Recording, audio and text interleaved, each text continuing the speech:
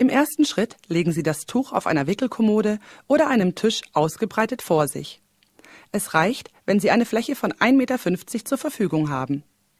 Die Tuchseite mit den Nähten soll Ihnen zugewandt sein, während die glatte Tuchseite der Ablagefläche zugewandt ist. Nehmen Sie das nicht beringte Tuchende und raffen Sie die gesamte Stoffbreite in Ihre rechte Hand. Das Tuch dabei nicht verdrehen.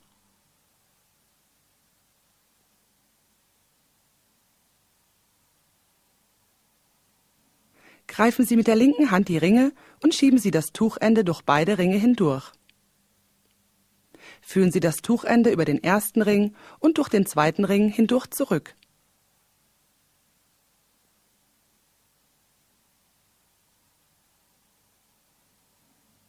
Ziehen Sie das Tuch nun über den linken Arm und über den Kopf an, sodass die Ringe direkt unterhalb Ihrer rechten Schulter zum Liegen kommen.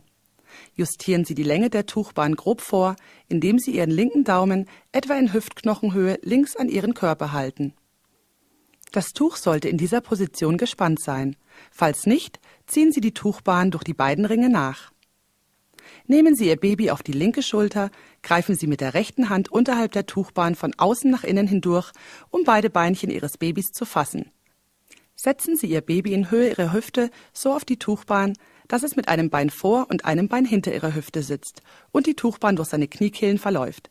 Fächern Sie die Tuchbahn mit der rechten Hand auf, indem Sie die obere Tuchkante über die Arme und den Kopf Ihres Babys so nach oben ziehen, dass eine Mütze entsteht.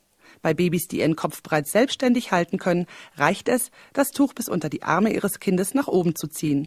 Achten Sie darauf, dass die untere Tuchkante dabei nicht nach oben rutscht, also weiterhin in den Kniekehlen Ihres Babys verweilt.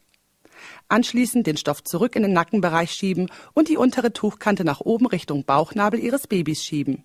Weiterhin mit der rechten Hand arbeitend, die um Ihr Baby herum verlaufende Tuchbahn zur rechten Schulter hin festziehen. Anschließend das gesamte Tuch durch die Ringe festziehen. Dies soll schrittweise in etwa 3 bis 5 Phasen passieren, sodass sich das Tuch individuell an den Rücken Ihres Babys anpasst.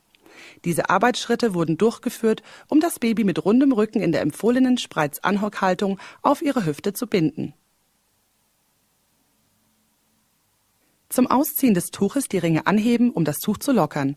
Die um Ihr Baby verlaufende Tuchbahn vorsichtig nach oben über seinen Kopf schieben und es nach unten herausnehmen. Beugen Sie Ihren Oberkörper nach vorne und legen Ihr Baby ab. Erst jetzt das gesamte Tuch ausziehen.